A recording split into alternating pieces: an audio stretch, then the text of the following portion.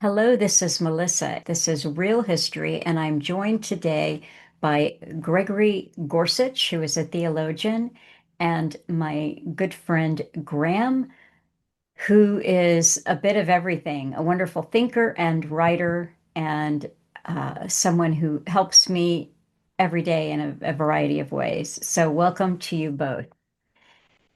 Good to be here. Good evening. Well, it's evening in my neck of the woods, so Yeah. it's a little bit So, early. what brings us together for a real history experience is some of the things that I've been thinking about and covering in real history, specifically with James Giordano and mind, neuroscience, the brain versus mind, the body mind consider the hard problem of consciousness and what is consciousness. And of course these things have been occupying the minds of philosophers and theologians and scientists for thousands of years. It's very interesting. I don't expect we're going to solve it in this conversation, but we were having actually, Graham and Gabrielle were having a conversation with Greg a couple of weeks ago, and they were discussing how the word and the concept spirit has been removed from modern language. And so that removal means that it's been removed from all disciplines, scientific, philosophical, even theological. And I think that that will come up. Greg has got some illustrating stories here, but I thought that I'd dive in. Greg has prepared a nice little concise overview of some of the things that we wanted to talk about. And so I'll just set it up by reading something here. He wrote, Spirit is the operating principle or matrix that supervenes over and contains the mind, soul, and body. So neuroscientists, and you can't put them all in this same category, obviously, but many neuroscientists don't even think that there is a dichotomy or a divide between mind and brain. That the brain is the operating thing, that's what we're looking at. But if pressed to the wall, I haven't found one so far, either talking to one-on-one or listening to their work or reading their work, where they can tell me where do thoughts come from. That's one example of where do thoughts come from. For me, kind of falls into the idea of spirit. So maybe we want to talk about just the word spirit and different languages' definition of spirit. Greg, I'll let you take that. Well, I mean, the conversation I had with Graham a week ago, because he studies the history of language way more than I do, especially continental language. And having been a theologian, in fact, what was the definition I heard of theologians at one time? People that study in deep basements, dead Germans, that type of thing. But the interesting thing with German is that the word mind and spirit don't have different words like Greek. In Greek, you have two different words. You have pneuma and nous, completely different words, and they have slightly different meanings, but they overlap. And it's interesting that all the continental languages, except for Danish, and so it's interesting that Kierkegaard is an outlier in that word. That Denmark did not get the memo at some Mhm. point to potentially crash these two ideas into one term. And so you've got Geist in German, meaning both those things, Geist, Geest, and Dutch. In the Romance languages, Italian, Spanish, and French, it's esprit, and all those mean mind and spirit. And you've got two different phenomena going on with both of those. And yet in English, And then you have the whole interesting thing, we might get into that later too, about where English even came from, because there's even arguments that it wasn't an organic, emergent, culturally emergent language, but that it was created like Latin was, for trade, different purposes that way, and that it came out of the efforts, of a group of people that created it. But anyways, they left it to where we have spirit and we have mind, soul. These other concepts are kept separate. So my interest was just to ask Graham, what do you know about that? Well, then right away, and he'll have something to say on that as we go. That he thought there had been an effort back in the 1500s in these original languages to start to extricate this concept of spirit that we have. Now, what spirit is and what mind is, that's, we'll get into that too. But the idea of the subject that we're talking about today is not only defining what spirit is in respect of mind or brain, and at the same time, why the geopolitical or academic insistence on removing what I understand as spirit. Why don't we start just really quickly with your definition of spirit and your definition of mind? Well, we have, let me get this turned off. Yes, spirit, mind for me is, you've got electro, it's a product of images, and I think mind also is conditioned by the brain, by our context, various things like that. Or spirit is something that's transcendent. You could actually go at it from that term of transcendence, and this is what the modernity has delimited, was this concept of transcendence. Mm-hmm. That you have a God that's totally other, that's outside us, that lives within the eternal, whatever the eternal is, and in the mind and consciousness are things that, in the end, I'm going to argue, are dependent on some reflective aspect of the eternal, and yet the brain, when we get into the electromagnetic aspects of it and all of that, those are all measurable things, but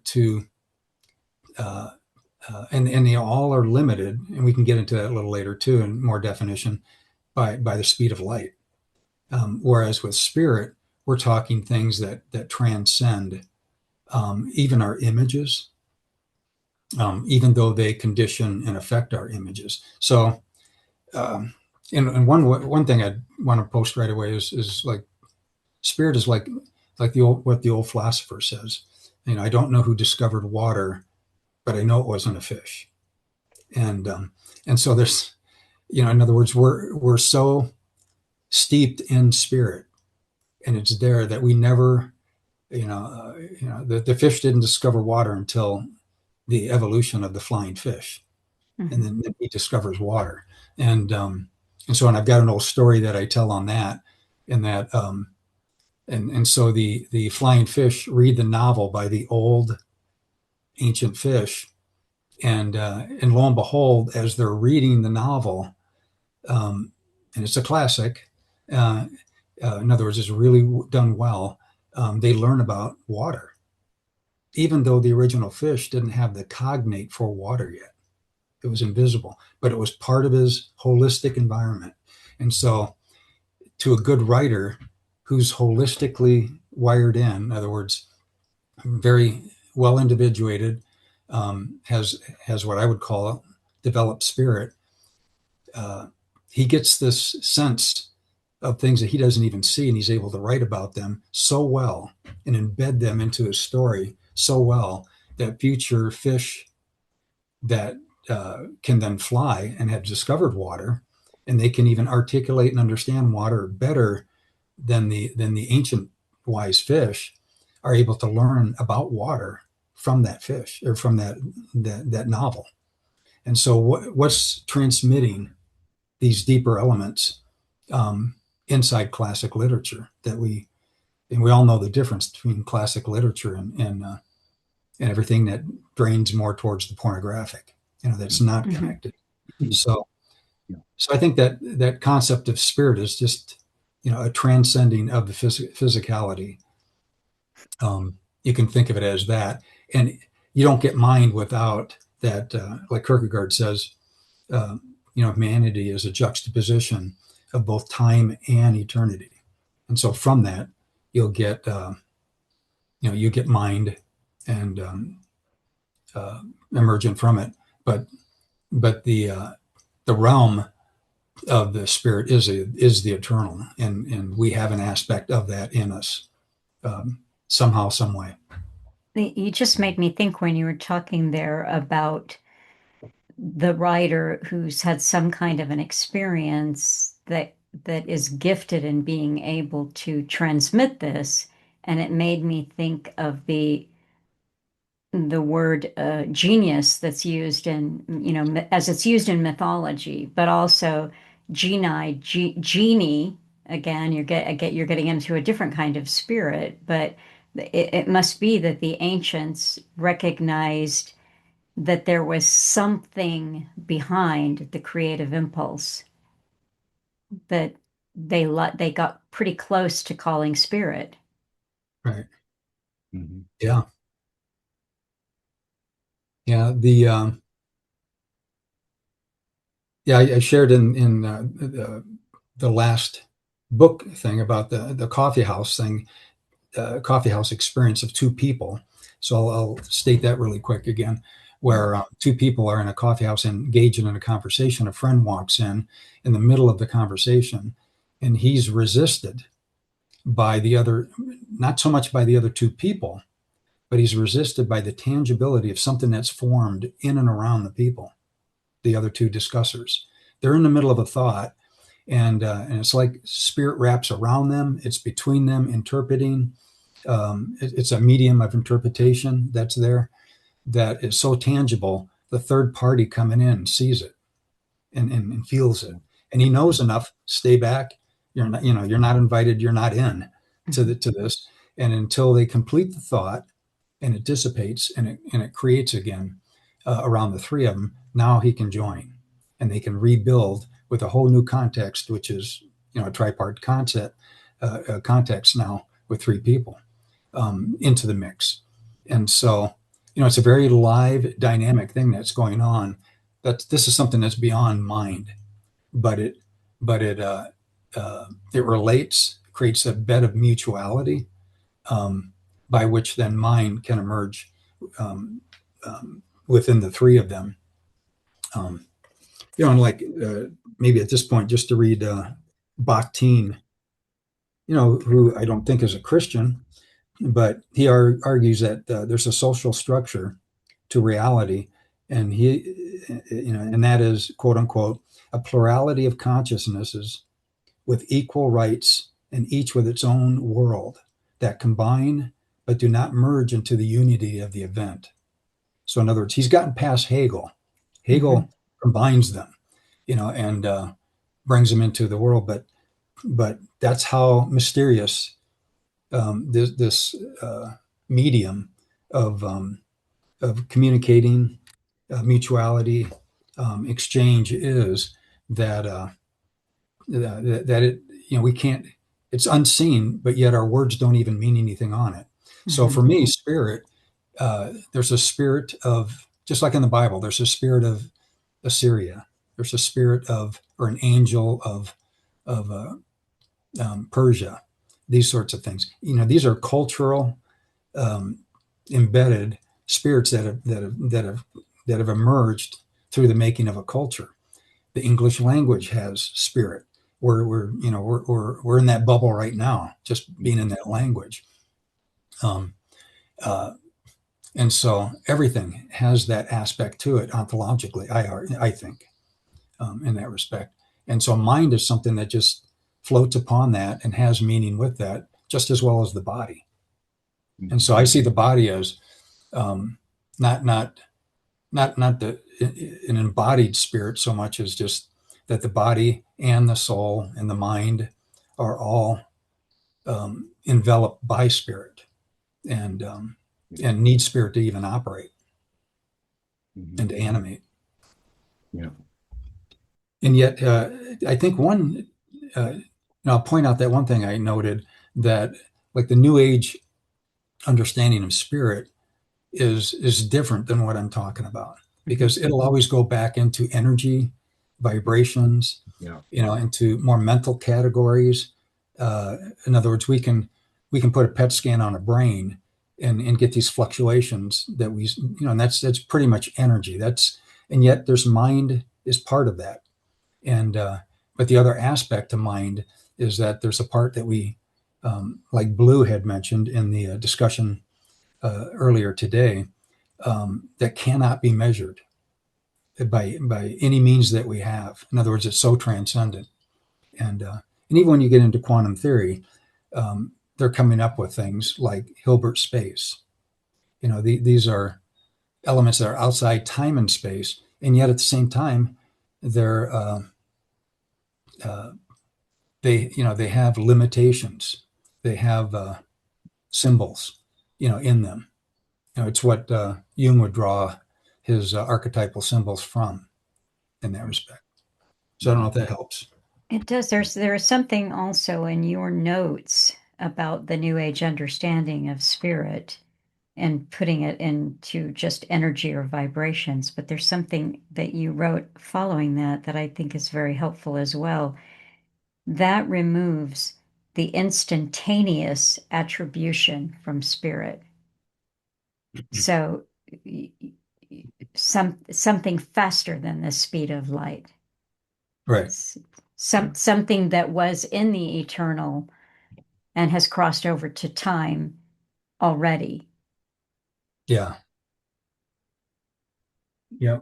And I don't know. I might want to share that a little bit more scientific consideration at this point. And McGilchrist, sounds like a lot of the followers out there that are following Alan are diving into McGilchrist's old and new books. And he's a neuroscientist that I actually used him in my last book. But at the same time, I think he needed to complete things. And, he'll argue with left and right brain that the left brain, this is quote unquote McGilchrist, the left brain favors analytic sequential processing, where the right hemisphere favors parallel processing of different streams of information simultaneously. So note that the term simultaneously. The right hemisphere, meanwhile, tries to take in all the various aspects of what we're experiencing at once, all at once. And so note the sleight of hand there that you'll get from neurology that slips by this concept of the simultaneous parallel processing, without offering how these multiple paralleling neurological processes are themselves coordinated into what we could call consciousness, which is a singularity. It's a moment. And so in the end, what I want to argue is that consciousness ultimately transcends Newtonian architecture. Yeah. And how and the basic logic of that for me kind of comes with and I'll read this out, and this is kind of a paraphrase from a book I just wrote a while back, or no, this is the one that's coming out. How could various electrical impulses and multiple simultaneous and paralleling processes moving through hundreds of thousands of miles of neurological circuitry in the body, all moving at the speed of light, be coordinated by supervening forces that likewise move at the speed of light? Seems very unlikely that it can. And so that's to any neuroscientist, that's what I want to hear an answer to. The coordinating locus leading to the singularity of consciousness is therefore probably faster than the speed of light to coordinate those multiple operations moving at the speed of light. And according to the current physics, nothing physical or electrical moves faster than the speed of light. Therefore, the singularity we call consciousness must contain an attribution that transcends physicality and energy. This supervening attribution in all life is spirit. Okay, I don't know enough about what I'm about to say it. But I can put it out there, and I'm hoping that you have thought about this. But we have quantum physics and quantum computing. And my very limited understanding of quantum computing is that it claims that it will be doing that parallel processing many times over. But it seems to me that it's still not going to do it faster than the speed of light. And the quantum physics is something that I'm hearing lots of people talk about in lots of different disciplines. Well, their theory is not unlike Bell's interconnectedness theory. That's what they're rolling on, and um, where Bell's theorem got proved, basically, if you want to call it that, the evidence for it is, the ability for CERN to split an electron, put it 25, 27 miles apart, reverse the polarity um, um, on it, and the other half of it that's 25K or whatever it is miles apart, instantly, not at the speed of light. So in other words, the information, if we're going to look at it, and this is not maybe a correct way to do it, but we're looking at it through spatial images right here, that it instantly turns with the other one. And it doesn't change a split second, at the speed of light afterwards. So with quantum, they're arguing that we are going to be able to quantum computing transcend these type of things. And that's exactly what all I'm arguing is that with the mind and consciousness, something, what we call consciousness, has an attribution to it, a quality to it that goes past. That's all I'm saying. It just goes faster than energy, vibrations, any of these things. And these are the leaves on the tree that are moving that we can measure. But the concept of spirit behind it, that's that part, again, that's immeasurable, even though we can see its effects. So I don't have, I'm deep into quantum thought, and I like it. And you have these whole sections that nobody really knows what to do with, like Hilbert space, which is outside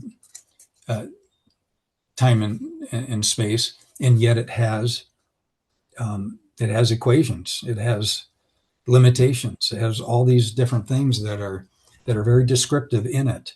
And so what is that? Where is it coming from? And so for me, I go to town on that theologically, because that's to me, it's nothing more than the Spirit of God. You could even use Sheldrake at this point, in that the morphic resonance of all humanity and maybe all of life is collected within that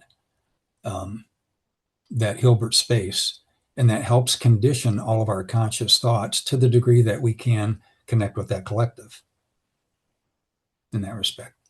And then that makes it so that, and I'll even argue that the old fish that writes the classic novel, even Schleiermacher argued that a good writer will be understood better 200 years by good readers than himself.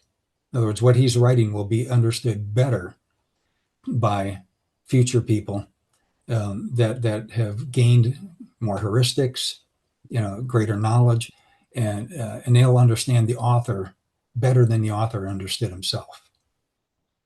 And that's and that's back to that phenomena of you sitting in class, and most stuff you hear in class, you file it, and it's good information, and then there's that moment that happens where he says something or she says something, and a light bulb goes on, and you go, I knew that. I've always known that all along. Hearing Faith Faith's testimony when she got into church and she becomes a Christian. She sees all this, and then she says, "I knew it all along. I didn't have the words to express it, but I felt that connection." So where's that coming from? Beforehand, that holistic knowledge, and that's all an element of spirit, and somehow, what I would argue, connecting to this morphic resonance of humanity, Hilbert space, with all of this within a kind of an eternal dimension, and that's a reservoir of things that can affect. So in other words, as the writer's writing this classic, he's tapped into that, and he knows enough just how to say the words. I mean, any writer knows. I know for me, I'll write for days, and then all of a sudden I'll write a paragraph or a line, and I'll go, "Damn, that there's something about that. I want to mark that one down." And I think what's happening with that is I said it in such a way that I was able to craft that in my understanding now that will translate 200 years from now, and somebody will read that and go, "Oh yeah." I see a depth, and they'll see a depth in that I can't even articulate yet. So I think there is this Hilbert space beyond, and that. I mean, my wife and I joke, and with some of our meetings with people and theologians and philosophers, that we had two girls, and they both had two distinct personalities from birth. Yeah. We swear they were from birth. And I'm sitting there telling these guys out on a back deck dinner, we're talking philosophy, and I said, is that something that they're born with? And I kind of go, I don't think so. I think it's something that it's their whole life lived already, speaking back to them, back through them, in some way conditioning in a way that infant or child, because I'm seeing this at 1, 2 years old, and my wife tops me and she goes, "Oh God, no. I had those personalities picked out when they were nursing." And one of the kids would just, it's gone, and the other one would dawdle and dawdle and dawdle while she's waiting because she's got the other side's bursting. And she said, I knew their personalities, within weeks. And so I think something's going on with spirit that's really beyond, transcendent, wonderful. And it's where all these strange things pop up, about, like that old Greek woman looking into my daughter's face at 3 weeks and going, "You're pregnant." And she doesn't even know yet. And she just tells her she's crazy until later the next day, she takes a test and realizes this 90-year-old Greek woman saw it on her. And we don't have that anymore. We've long lost that in America and the West anyways, for the most part. Yeah, what you're talking about there, Greg, is, for me, is that consciousness is there prior to the physical. Young touches on this. We talked about this at the book club, but consciousness is a precondition of being.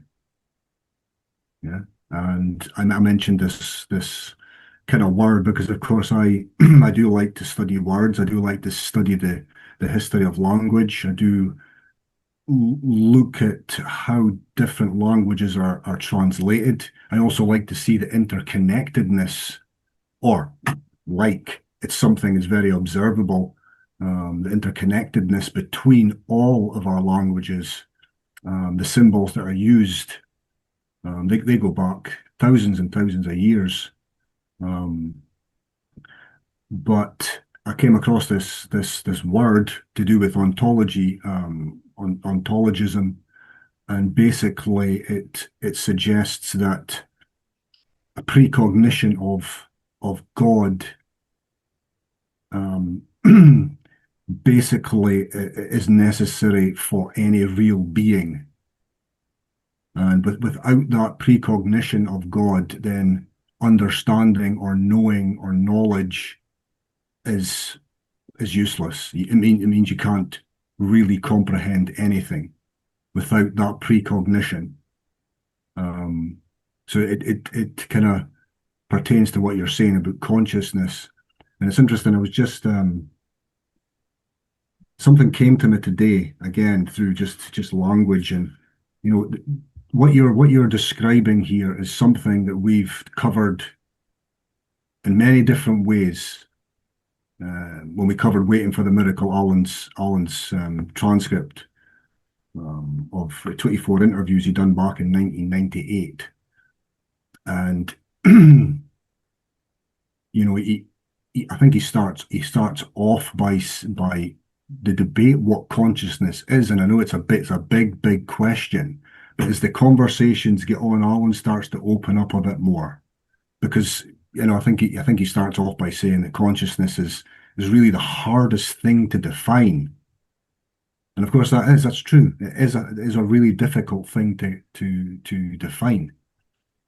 But as the conversation rolls on, and this is why language is so important for me. And this is the basis of why we're having this conversation today, because my observation with looking at language, not only have for me, not only have they tried to eradicate spirit, I think that's got a lot to do with trying to eradicate your unique individuality, your unique connection to something beyond all this, a God, a creator.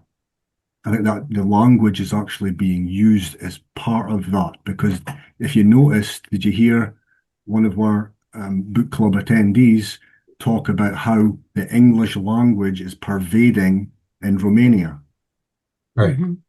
Yeah, it's seeping into the language. Okay, the same's happening in Germany, the same's happening in France, the same's happening in Italy. I've spoken to many people over the years. Yeah, you switch on the news and you can get a news broadcast from China in English, news broadcast in India in English, in Russia in English. Why? Why? You think that just happens by itself? Well, no, because when you go to those countries, right, what do you hear on the radio? You hear English, American pop songs. Yeah. You pick up the magazines, you'll see English words creeping in. Yeah, certainly it's more prominent in Germany because there's a lot of words are pretty they're literally similar. As I've said to you before, they're very similar. They use the same spelling, they use the same pronunciation, blah blah blah. But so language is very important in this, in the construction of language, because that's how we think. We think by the words that we're given, we're taught at school. So in a sense, that the system itself is based on creating a framework for you, creating a box for you, creating a compartment to put you in. Yeah. So this is where my thinking goes. But Alan is showing that this is the beautiful thing about Alan's work. He's showing you how language is used. He's showing you how symbols are used that draw you to your conclusions. Yeah. So it's almost working through your consciousness. It's almost a precognition that, language itself is something metaphysical, if you Right. like. Yeah. And what's interesting what you just said is the um, the Christian concept of spirit is all about diversity. Not it unifies and it holds and intensifies Yeah. the polarities. And so in other words, when you get the pouring out of the Spirit at Pentecost, you have the disciples speaking their language, but rather than the interesting thing about the spirit of the Christian spirit of the Trinity is that it translates that so Yeah. that everybody hears it in their own mother tongue. It acknowledges it. gives dignity to every language that's out there. It gives dignity to difference, and it unifies difference. And so when and also too, we got to be clear about that the word spirit isn't disappearing, because we hear it in New Age movement and all these different things. It's just being recapitulated, redefined, and transformed. Yeah, transformed into a Hegelian thing. Yes. To where we're being brought into. And this is, and Melissa and I want to apologize to all of our listeners outside of America for all that happening. that Hollywood is doing this thing, but we know where this is coming I from. tell you, this is beyond. I tell you, this system transcends America. I tell Exactly, you. exactly. It's being done to us. But Yeah. But the idea, though, is that it's just this. That's that thing that we feel out there geopolitically is trying to draw us all into one culture, and standardization, absolutely. Yeah. And in fact, this book right here. Yeah. Okay, what does that say? I got to read it backwards. The Secret History of the English Language by M.J. Harper. Yeah, The Secret. Okay, this has a really interesting hypothesis, is that the English language didn't exist until a bunch of Brits got together, Englishmen really, to make you feel better, got together and created this language in the late 1400s, 1500s. With it, they knew they had to have epics. And so they created, and there's that whole discussion about, was there really a Shakespeare? Or was there a committee of people who very, very intelligent that put these things together to initiate this new language? And usually when you have a language emerging, it's an organic thing. You've got literature all along, but between 1300 and 1500, you've got Beowulf. That's it. And a few fragments of some poetry. That's all they have up in the Bodleian Library of Oxford. That shows, this Anglo-Saxon emergence and blend with the Romantics. And what this author argues is that it wasn't organic. This is something that was written up. When it was made for a one world language, and it was back then the plan was already amiss. He argues within secret societies and whatnot to create a language for mix in the Germanics with the Romance languages and produce the best thing that we can for that. And he actually, his argument in the end, which I think is pretty powerful, because everybody goes after him in linguistics and semantic studies, and he just says, well, take that up in the Bodleian Library is the original copy of Beowulf, and he just said he thinks it's a forgery, and he says carbon dated, and for I think 7 years from the time he wrote this book, it hadn't been carbon dated. They won't do it. So he's calling out on that. So anyways. Well, I mean, this is academia, and of course he's being pilloried by his fellow academics, but this is really, this is the unacademic basis of so much of what Alan's work is that it was created, and it was created for a purpose, which we're living through right now. You can, global governance, one world, new world order. But yes, it's that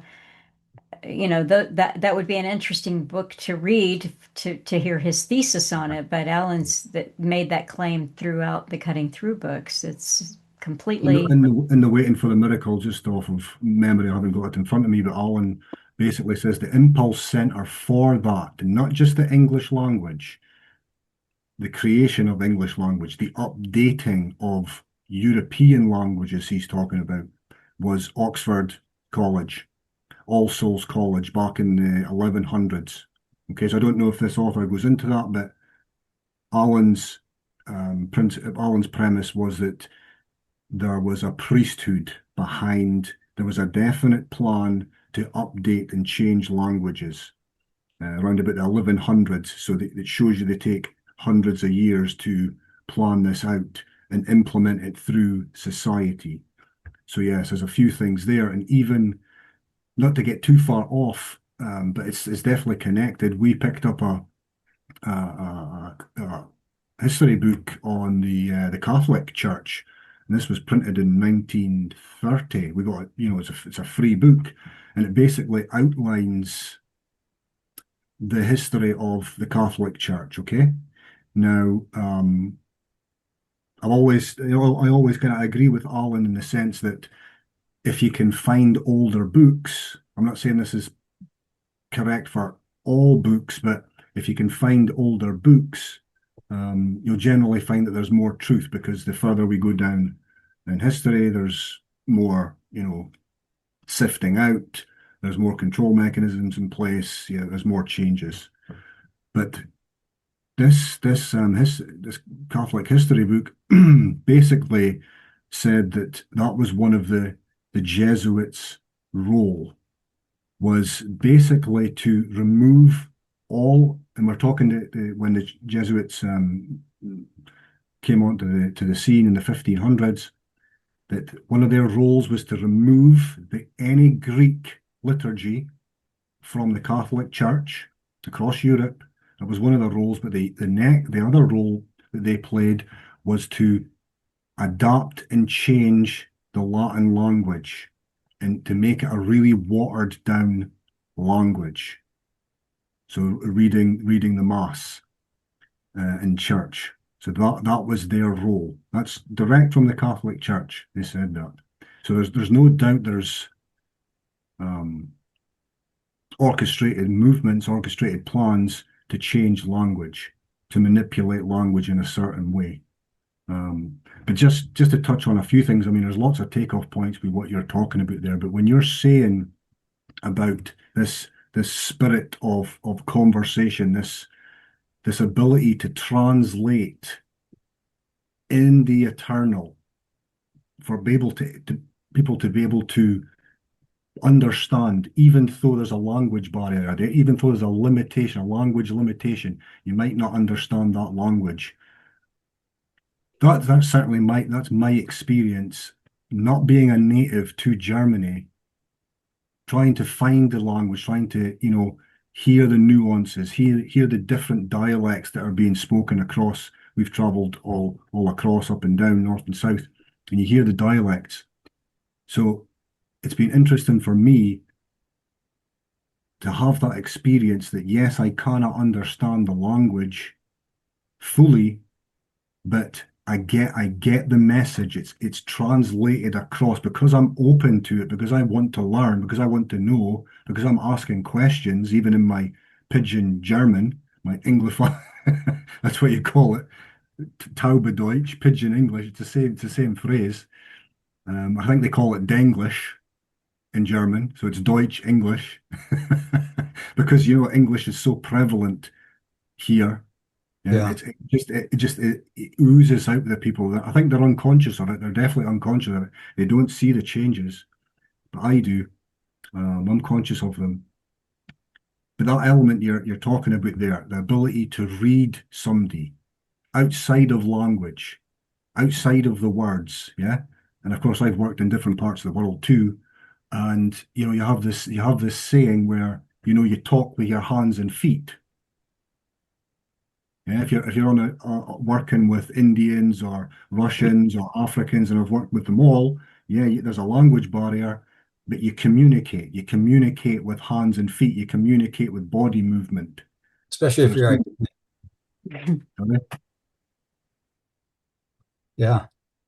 yeah, Yeah, no, I mean, my daughter's married to an Italian, and I've seen YouTubes where two women know each other.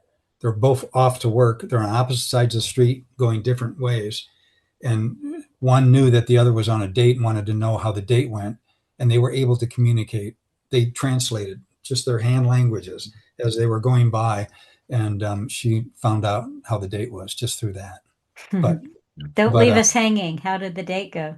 oh, I don't know. It was. I think it was a good thing. Uh, oh no, it was a bad thing because in the end, Oh, it's yeah, okay. she did the Yeah. cutoff.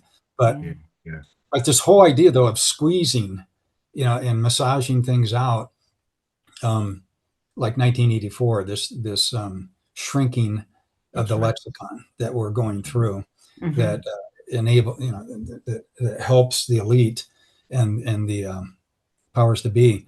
When I went into the story on my professor that brought me into the postmodern world, then I'm glad for her for that. Um, but within a year of sitting under her and listening, um, she completely eradicates as a Christian. This is a Christian philosopher. And so you get your philosophy 101 and postmodern theory classes through her. She um, actually, how does she say it? I'll quote her.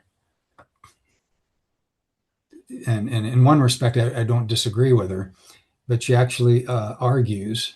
Come on, where is it? Do you have it? I've got Yeah, it yeah. right here. Yeah, it says, my central thesis is first, that we are bodies. There is no additional metaphysical element, such as a mind, a soul, or a spirit.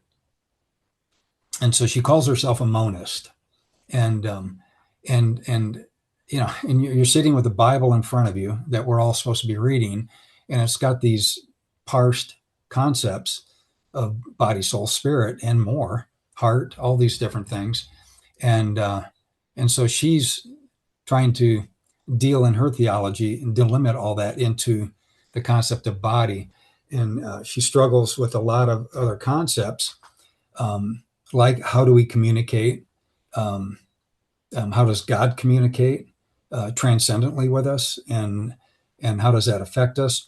And I just went through 3 years of sitting around her, um, uh, and it just drove me nuts. When later on in PhD studies, then I start meeting guys like John Schotter, who's a communication theorist out of New Hampshire.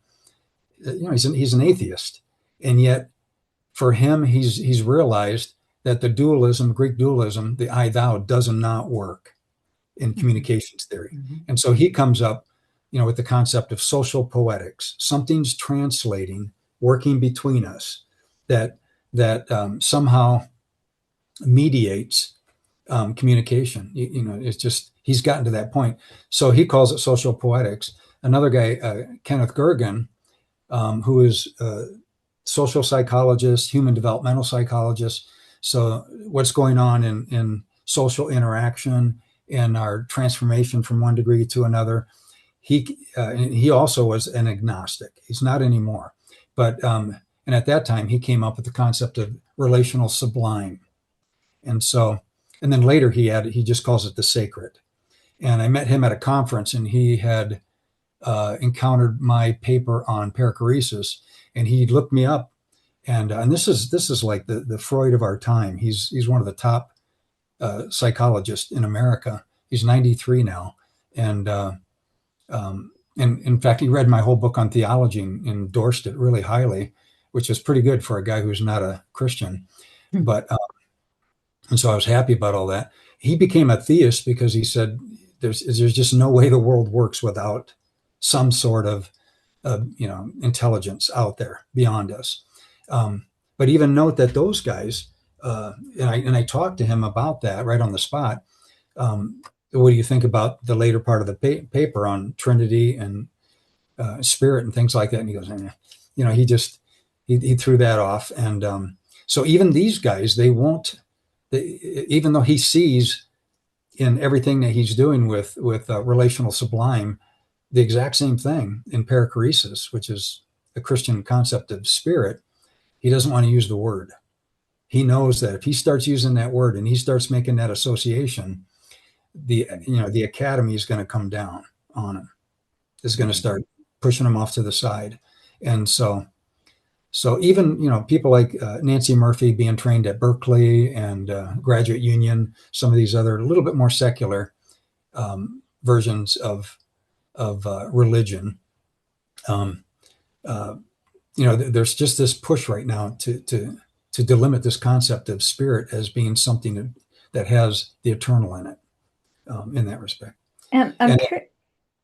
Oh, sorry. I'm just curious about her concept. Okay, so there's no additional metaphysical element, but she concludes that we have spirited bodies.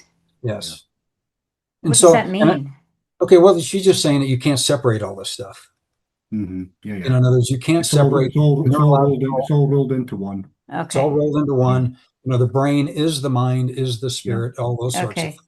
All And Hmm. right. then, and I go, yeah, but there's millennia upon millennia of differentiation of pretty bright people. And again, not having the proper heuristics or the developed heuristics that we have, um, that did parse all this. You know, when when you look at a dead body, it's a body that doesn't have spirit or mind. Hmm. You know, so yes, we can parse these things to some degree. I can parse the difference between mind and spirit, um, just using quantum theory. You know, we have things bouncing around in that we have to start using in our sciences. Hmm. And and just to complete that other thought, McGilchrist. I'm in a book study right now with McGilchrist's new book, which is writing an entirely new ontology, and it just I started noticing. I'm halfway through the 2 volume book, and I started noticing he reaches for every religious leader you can. And so I went to the accept, and then I went to the index, and you'll find, at the five major religions, um, you'll find 10 to 15 indexes of that religion. And then you'll find about 10 indexes of the founder, whether that be Baha'u'llah, Hmm. Buddha, Krishna, and Yeah. not one mention in the index at all about Christianity or Christ. Yeah. Yeah. So in other words, that's an agenda to me. Right. It is. Yeah. It is. It is. It's right in line with the agenda because, me being in Germany now, but also spending time in England and Great Britain too, you can really see that there's an agenda to target Christianity. Not only, the biggest sign of that, which is very observable, um, certainly in the United Kingdom, certainly in England, a lot in Germany too, that there's it's very difficult to see, and it's very difficult to see a white Caucasian man on the streets now, literally. Yeah, you can see there's a massive difference today, and certainly in parts of London and in England, there's whole areas there that's just either Islam, definitely Muslim. Yeah, there's whole areas, and of course that's been going on since the 60s and the 70s with the influx of African peoples and Indian peoples into Scotland and in England. So this is a takedown of your cultures, and I was just mentioning that today. Even in Germany, May Day celebrations are generally celebrating the maypole. The maypole is erected, and you have festivities around the maypole. But you also have a tradition, an old tradition that comes through from the Christian churches, but the local mayor and a coterie of musicians, they get on a wagon. They decorate the wagon with green leaves, new sprouting branches. This is all to, you know, celebrate the summer. Good. Yeah, you could say, were those cultures given to you? Okay, you can argue that, but still, they were traditions that have been going on for 1,000 years here, probably more, probably longer. And this year, there's no celebration. Well, there was celebration, but the maypole wasn't erected. There was no small band going around. So there's a clear agenda to eradicate these cultures and these traditions. Absolutely. I think Alan's touched on this a number of times over the years. He's reported on this, but just to go back to what I was saying about waiting for the miracle and Alan giving you kind of symbols to look at when you're talking about dualism. this is a big part of Alan's work. And he just says here, I'm just going to read because it ties into consciousness here. And this is Alan being able to really think laterally, yeah? Really being able to kind of jump between the ages to show you that the same symbols are used and very important for the control of not just humans, but nature itself. So he says, yes, the symbol of Egypt, and again, Egypt's important because I've been looking into how the Egyptians viewed spirit and through soul. Yeah, and they have these concepts, the Ka and the Ba. Again, Alan goes into this. So if we do get there, I might touch on that a little bit.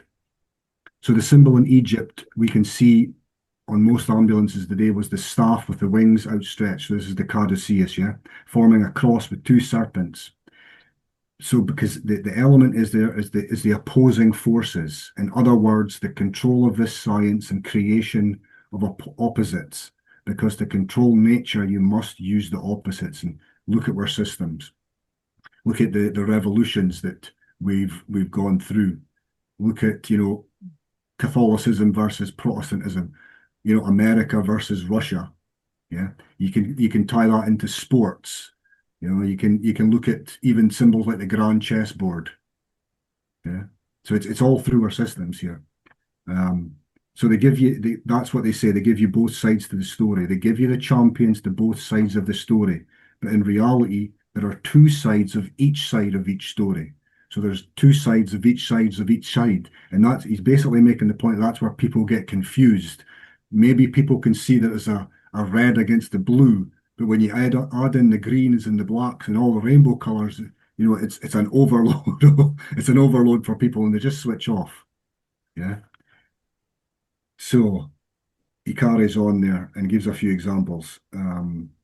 Yeah. So then Jackie asks him about how the ancients differentiated between soul and mind. Now, Alan says, with the higher consciousness, which is what everybody has to come to, which they like, whether they like it or not. You either go along with the group, you either pick a side, or you fight your way out of it as an individual he's talking about. So that higher consciousness, as I say, that part of God, I don't say you're a God. He's very clear about that. That's, we're talking about some of the characters we've been speaking about earlier on. Don't say that you're a God, but that part of God within you is the Christ within you. And he uses that term. And I know why he's using that term. Alan also previously has broken down that word. He's told you the meaning of that word. We don't need to go into that, but you'll hear that term. Of course, you know it quite well. But it's a higher consciousness, really.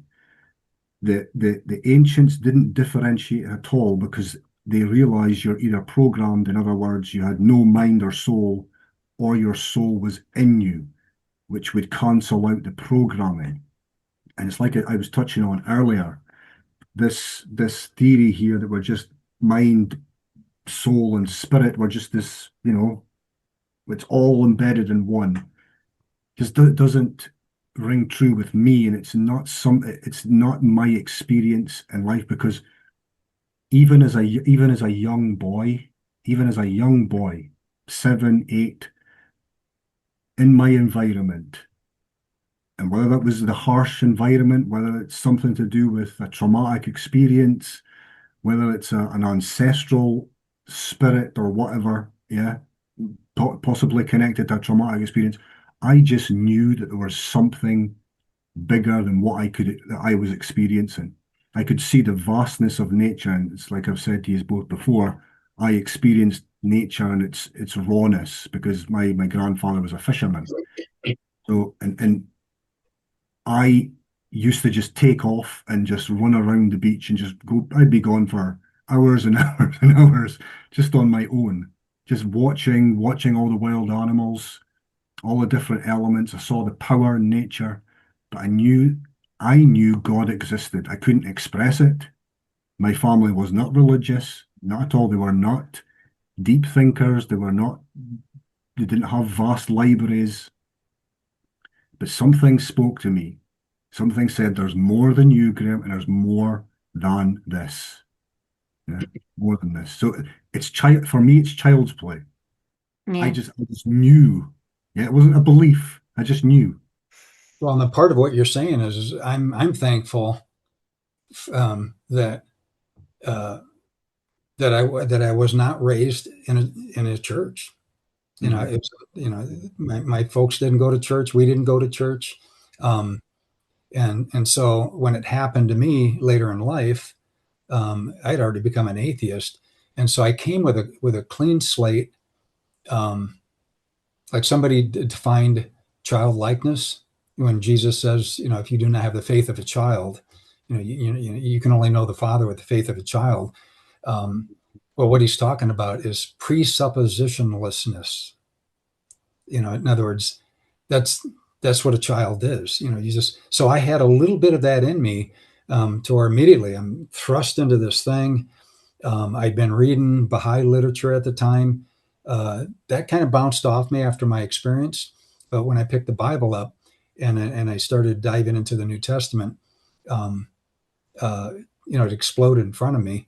And so for me, I started reading things in it that other Christians weren't reading. And I went right into within a year. I was in theological studies. I dropped out of physics, went to a nearby Christian school just to get caught up about the scriptures, and I was the wild man theologically there, just because I could read things, and professors wouldn't know what to do with it, because it was there in the Bible, and these weird terms of Jesus saying you can blaspheme me, you can speak against me, Yeah, but you speak against the Spirit, then you got a problem, and yeah, so that doesn't go with the rest of the in fact, I like the way Luke puts it. That passage is right in front of that passage. Luke goes, if you do not confess me before men, I will not confess you before the angels of heaven or whatever it is, before God. And then right after that, it says, and if you blaspheme me, it will be forgiven. Hmm. So Luke's saying, deal with it. Yeah. In other words, your paradigm better be able to be big enough yeah, to put both of those and explain both of those in a coherent way. yeah, And yet I didn't, I never met a theologian that could do it. yeah. You know, the It's interesting. Sorry, just let me finish the point here because Alan, touches on right afterwards. Jackie goes into a little dialogue, but Alan then reaffirms what he really means here, and he's talking exactly a lot along the lines of what you're saying. This redemptive process, because he Mm. says um, it's a choice. Everything's a choice. And again, before we can use it for any purpose, we have to look at ourselves as the individual because most of the things that stop us getting to a higher understanding or consciousness or in tune with this true power that's everywhere. He's quite explicit about that. He repeats that often. It is everywhere around us. And it's like I said, I knew that. I just knew it as a young boy.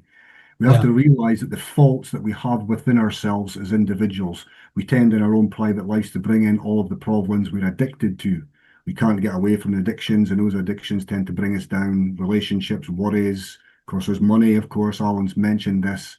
That's generally what you find in a lot of, certainly in Scotland. It's certainly something that I witnessed as well. There's a lot of tension created with not being able to survive, not being able to buy basic staples for your family. Yeah. So that's basically the point. And we don't have to go further on that because he goes into uniforms, how uniforms are very important. There's this redemptive process. It's looking at yourself intensely. It's really dissecting every decision you've made, dissecting your conscience. Personally, it's a personal thing. It's a very personal thing. Yeah, Yeah. absolutely. Yeah. I was So just going to say I related to your the childhood sense, and Greg said that he wasn't raised going to church, and I had a different upbringing. Christian, go to church, involved in church and everything, but my earliest experiences of that which is all around predated I guess you could call it formation, if you were going to talk about the uniform. It predated the formation into, or as the Catholics might say, catechesis into any kind of mindset or indoctrination. And I clearly remember the first conscious recognition of it. We were in a house too small for four children, and I shared a room with my younger brother when we were very tiny. And by the age of five, although I'm not sure when it happened, but by the age of five, I was moved out of that room and given my own room until such time as eventually they changed houses. And the room is so vivid in my mind and so important because really what it was my father's office at the far end of the house. And their bedroom, my mom and dad was here, and there was the office, and there was a giant window to the outside of the yard that went floor to ceiling. And what it had been was part of the living room. And my dad had taken one of those accordion doors that you can pull across and close it off. And he had a desk and chair. And on the back wall of the house, his office, it was floor to ceiling books. So my experience as a very young child was to be surrounded by nature and the stars and books. Mm.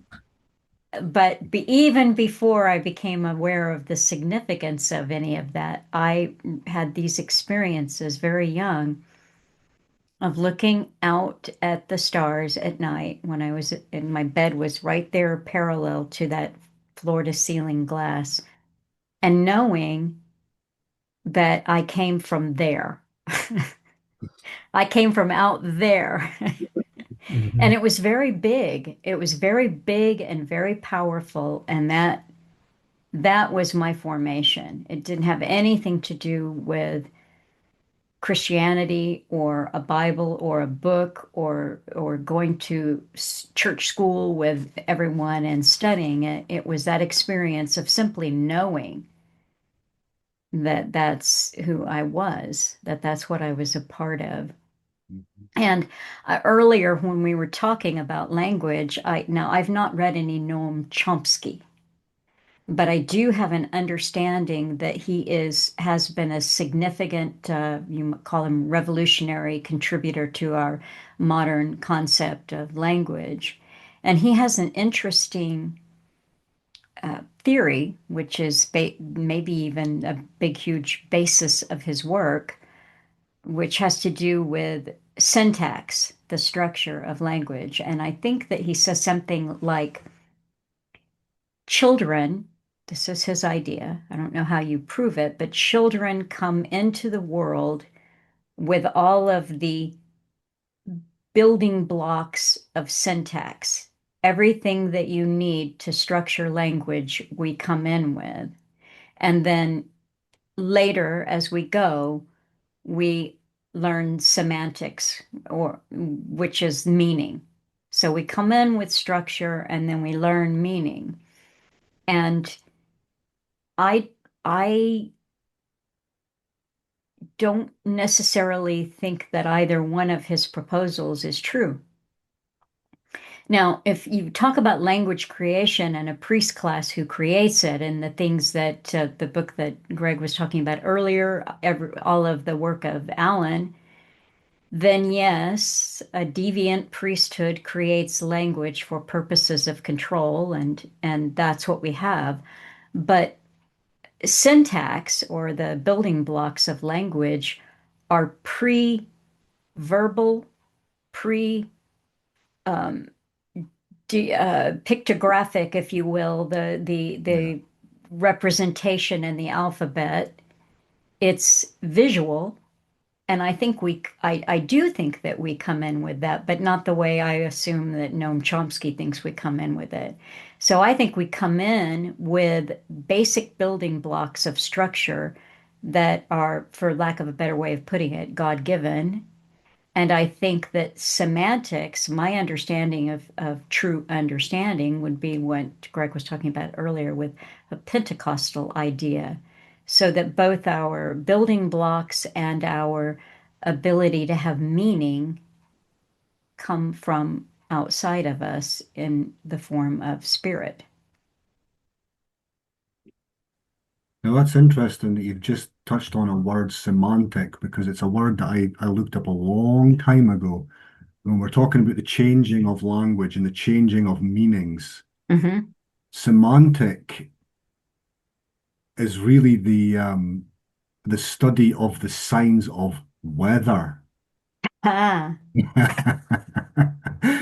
Now that's been changed. If you go to your old dictionaries, and it's the same in Germany, it's connected to seismology. That's where we get the word from. So yes, it has a significance to the study of meaning, but it was originally the first meaning was the study of the signs of weather.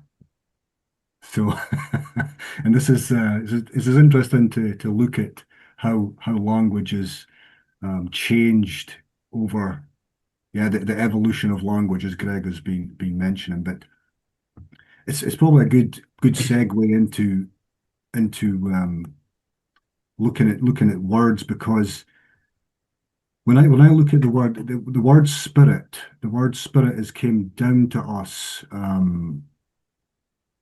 from the Greek, from this pneuma. Now pneuma, just the first meaning of pneuma is wind or breath, and that's where you get the word pneumatic. And it's interesting that Aldous Huxley uses that in Brave New World. yeah. He was so pneumatic, or he was so pneumatic. You see, so yeah, they're showing you there. It's almost Freudian, where they're using kind of spiritual language to associate that to some physical copulation because it's a free for all kind of Mm, society there. Just, you could say where we are today, exactly where we are today. So pneuma for me that word indicates that it's a physical phenomena. Yeah, so it's the opposite of spirit, although you could say creation, you could say creator, designed, but still it's indicating a physical phenomena. So that's the Greek word. It's basically in the English language or the Old English language that I've got. Um, it means that which is blown or breathed. Now, it's saying here there was a connection to soul or spirit. The Greek word signified both, but it basically it says that Hippocrates taught the existence of an intermediate which, though distinct from the mortal soul or pneuma, was the source of vital activity. So there is a split there. The overshadowing spirit of the new man who is sought after by Angela, and it's interesting, the psyche or feminine principle of aspiration and intuition. So again, you've got a female symbol for the psyche. And it is interesting in German, Geist. Geist is der, so it's male nominative, it's der Geist. But if it's in the plural, it's female nominative, die Geist, die Geister, die Geistin, so many. So male is singular and female is plural. So again, it's interesting. But so that word spirit again, in the Latin it's spiritus, and in the French it's spirit. But that word itself, spirit, one of the meanings of that is a sprite, and it's exactly the same word. Exactly the same word. It's just a few vowel changes. So the sprite in there is again a almost a kind of goblin figure, a kind of evil spirit, if you like. So again, it has this kind of opposite meanings within it. In one word, it has the opposite meanings. So I thought that's very interesting. Like I've said before, the English uses of this word was mainly derived according to the English dictionary, from the Latin Vulgate. And the translations of this, so the translations that I'm describing there, are common to all versions of the Bible from Wycliffe on. Yeah, so that's basically the 13. I think it's the early 1300s. So they've been using this double-loaded word, this kind of word that's got dual meaning in it since way back then. But yeah, because if you look at the word spirit as well, and this is also tracked back to those dates. Spirit is an alcoholic drink. It's a physical phenomena. Yeah, and it's the same in German, the Geist. The Geist, that is spiritus. Yeah, it's a physical phenomena. It's converting fruit juice or converting alcohol into a stronger alcohol. It's the spirit of intoxication, if you like. So, or in Scottish, it's single malt. Never mind. Oh, it's well, always only single malt. yeah, yeah. Well, don't get me started. Don't get me started. I know how I know how the ancient Scots made whiskey. It's very different to what they do today. But we Oh, they won't get. still are we talking about peat? Oh, that's the Yes, Yeah. Irish. yeah, Yeah. yeah. Proper whiskey. The barley was, of course, sprouted with fresh spring water naturally, but also it was sprouted and dried, but it was roasted with peat. So Yes. it's not roasted with if it's not fire roasted with peat, then it's not proper whiskey. I mean I don't drink alcohol, but yeah, it's interesting. It's interesting. Of course, that's what Scotland's being turned into is you've been there, Greg, with the whiskey trails up in the Highlands. It's almost a it's almost a mockery, really, because it's a truth as well because the Highland clans did brew their own. They did Right. brew, but not on such a mass scale as they do it today. Yeah, and it's such a it's such a commercialized thing today. I mean, some of the prices for a bottle of whiskey, 25,000 pounds or whatever. I mean, so yeah, Hundreds. so just a few things there on on spirit or how I see the dilution of the word, not even just that, um, just the duality of the meaning. Um, the opposites are in there, but also the connection to matter, to physical phenomena. That's what I see. Yeah.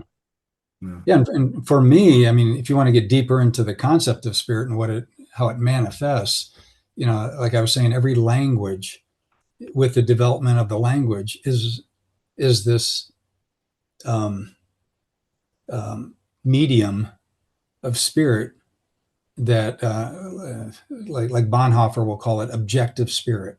In other words, it's got character, and it's what makes speaking English possible, or any language, Mhm. having that respective spirit there. And so for me, when you start looking at like when I use the word demonic, in most cases, I just mean it's empty. And uh, and then in other words, it's been divorced out of this embeddedness that you're talking about with this godness that everything is embedded on, that makes sense. And humanity has this ability to pull that away from that. And without it, we don't have freedom, and we're nothing more than Hegelian automatrons being programmed. And so there has to be this transcendence that we're thrust into, um, for that freedom to be truly a real being. But with that, we can develop um, spirit in such ways to where, in fact, I have a friend that's a surfer down in California that I know. I'm an old surfer, so we get along great. But he actually argues that you take all of humanity away, and everything we know of in the spiritual world, the spirit of anyway, Satan himself disappears. In other words, these are objective spirits that have risen up, not yet personalities, but once we get a fetish going, in an area like Aphrodite is basically this spirit that has come up that pervades all pornography and the whole Mhm. thing that we know of sex. Yeah. And but as a Christian, I'm going to say, do not throw Aphrodite out. Mhm. In other words, the Puritan does that, and then he loses out. You know And who so, didn't throw out Aphrodite is C.S. Lewis in the yes, Ransom trilogy. exactly. Yep. No, he was very, yeah, him and Tolkien, all those guys were deep into knowing the value of this. And Walter Wink has a thing at the end of it where at the end of a subject on how to deal with the powers. Um, and he says, you may find yourself on the dance floor one day. You may be fortunate enough one day to be on the dance floor dancing with one of the gods, with a small g, with one of these spirits. And he says, dance. And he says, but never take your ear off the music.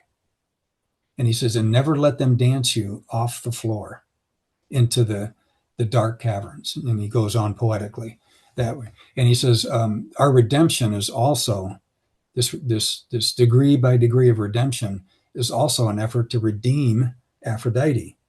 And this is what in First Corinthians 15, where it's got Jesus sits at the right hand, and he's attempting to pull all of these spirits, these powers and principalities. That's what they'll, the not flesh and blood that we struggle against, and he's putting them under his feet. Well, that's the only way.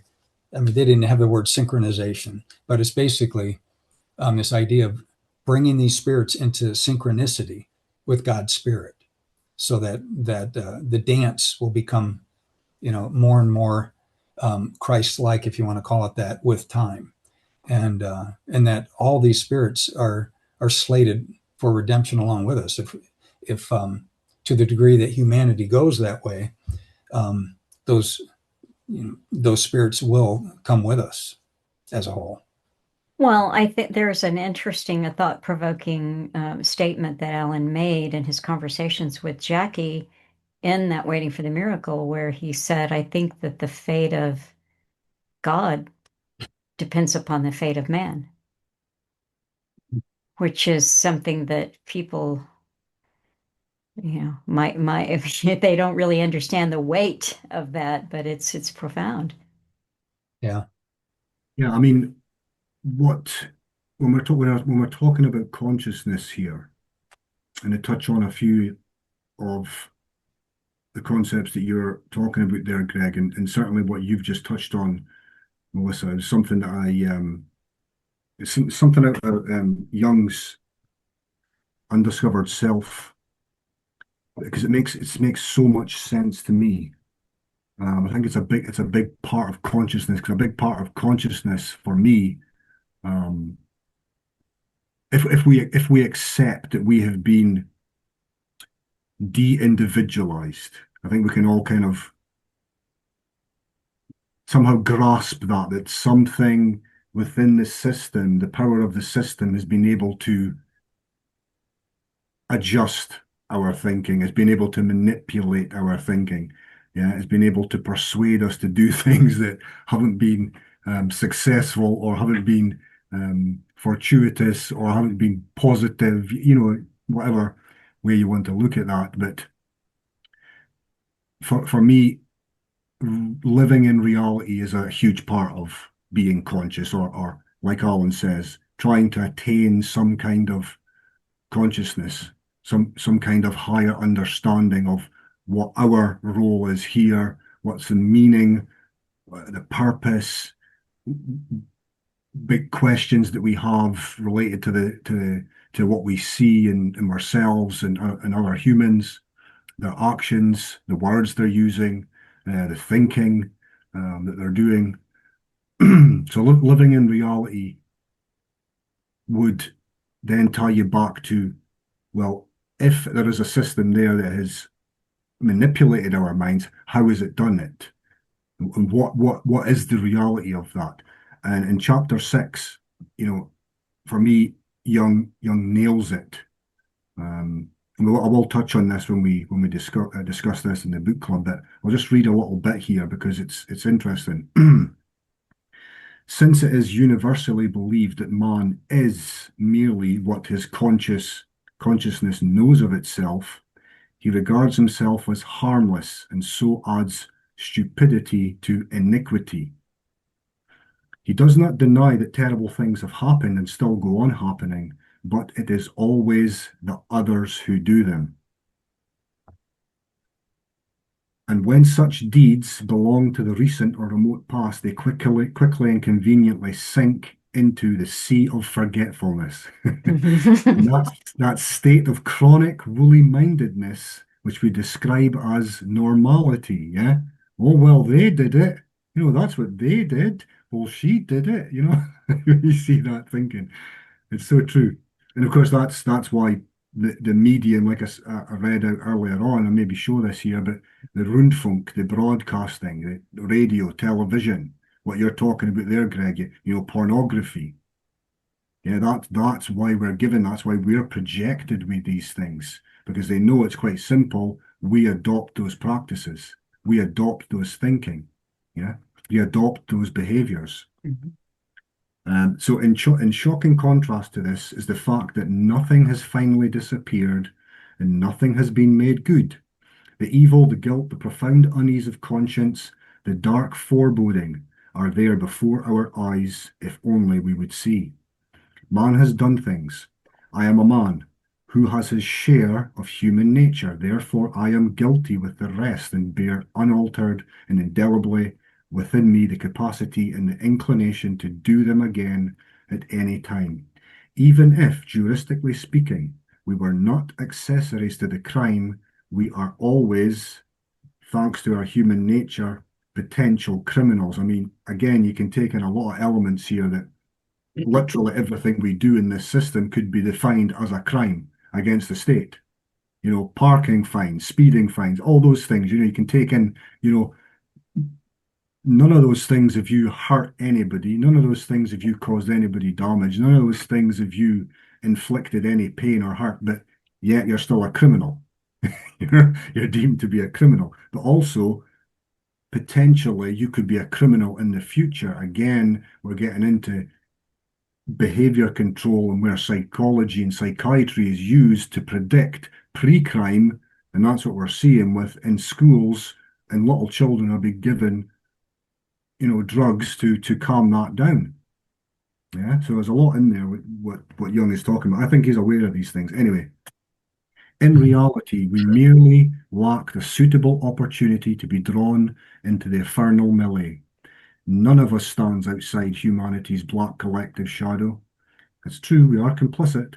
Whether the crime occurred many generations back or happens today, it remains the symptom of a disposition that is always and everywhere present, and one would therefore do well to possess some imagination for evil, for only the fool can permanently disregard the conditions of his own nature. You see, now he's giving you a big clue that part of your own nature could be and potentially is evil. I agree. In fact, the negligence is the best means of making him an instrument of evil. Harmlessness and naivety are as little helpful as it would be for a cholera patient and those in his vicinity to remain unconscious of the contagiousness of the disease. On the contrary, they lead to projection, he's touched on that, of the unrecognized evil into the other. It's always those other ones. And this system uses that perfectly. That's what we're going through today with regards to how evil the Iranians are or how evil the Russians are. How evil Jeffrey Epstein is. There you go. Yeah. It's an ancient, again, Alan's touched on this. Again, this opposites. It's the other. Mm-hmm. This strengthens the opponent's position in the most effective way because the projection carries the fear which we involuntarily and secretly feel for our own evil over the other side. Again, the symbology of the wall, yeah, is there, the iron curtain, and considerably increases the formidableness of his threat. What is even worse, our lack of insight deprives us of the capacity to deal with evil. Yeah, so it's absolutely true. Consciousness for me is being able to identify, perceive, smell, hear, whatever sense you use, because the wild animals can do it. The wild animals can smell danger.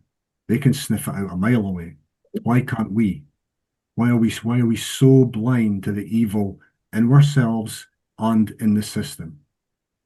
It's a big question for Yeah. me. And of course, if you ignore those things, if you don't reflect on yourself, then they just fester and they just multiply.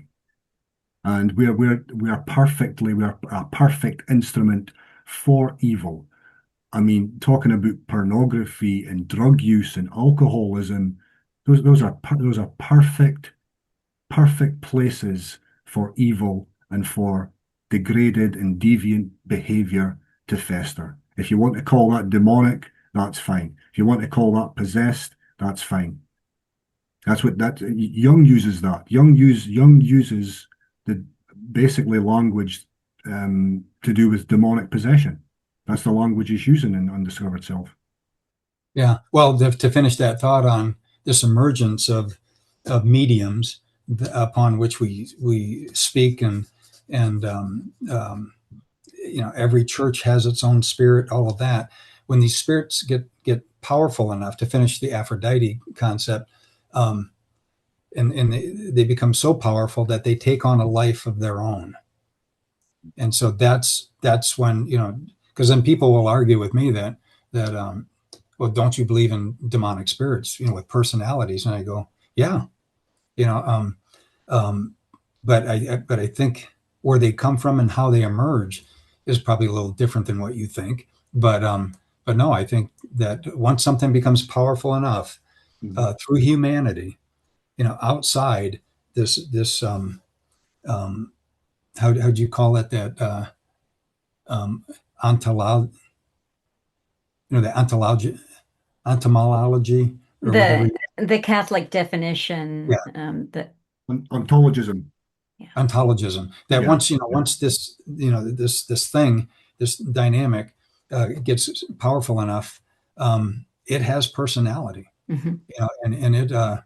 And it can create all of these possible things that happened in the New Testament that happen today, or that I, today's world. I think my own experiences, everything that I talked about with Alan, it's the same as, the provocative statement that he made. I think that the fate of God depends upon the fate of man.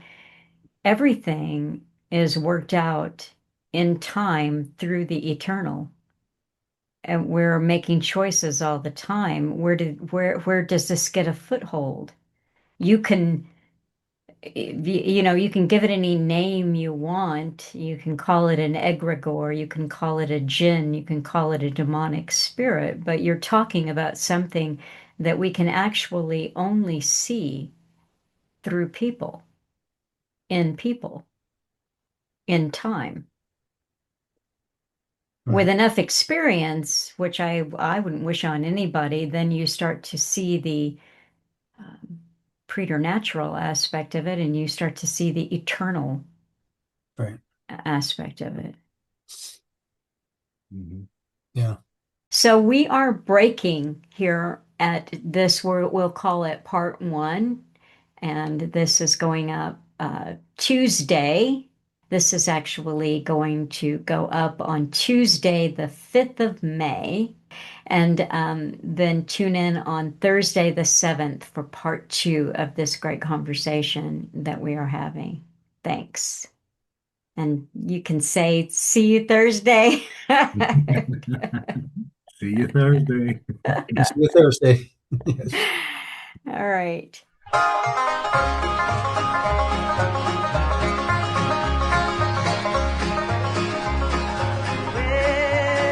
Well, I've got something that the world didn't give me, and the world cannot take it away. And I've got something that the world didn't give me, and the world cannot take it away. Well, it is love, sweet love, oh, sent to me from my father.